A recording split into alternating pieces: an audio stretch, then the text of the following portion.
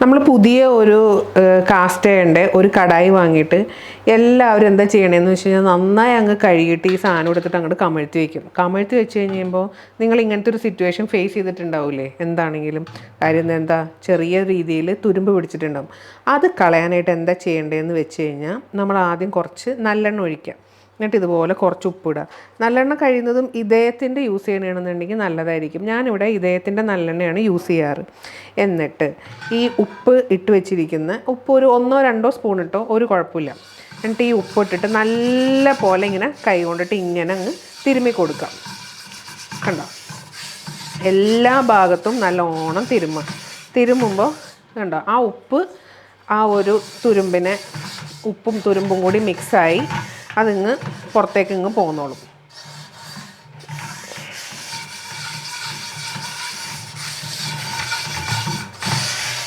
ഇതിങ്ങനെ കയ്യിലെടുത്ത് ഇതിൻ്റെ ബാക്ക് സൈഡിലും എല്ലാം ഇങ്ങനെ നന്നായി തേച്ച് പിടിപ്പിക്കുക.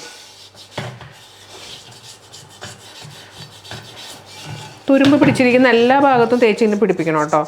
തേച്ച് ഇതിൻ്റെ സൈഡിലും ഒക്കെ വന്നിട്ടുണ്ട്. ഇത് നിങ്ങൾ പുതിയ കസ്റ്റമർ എൻ്റെ കയ്യിൽ നിന്ന് വാങ്ങുന്നവർ ചെയ്യുന്ന ഏറ്റവും വലിയൊരു മിസ്റ്റേക്കാണ്.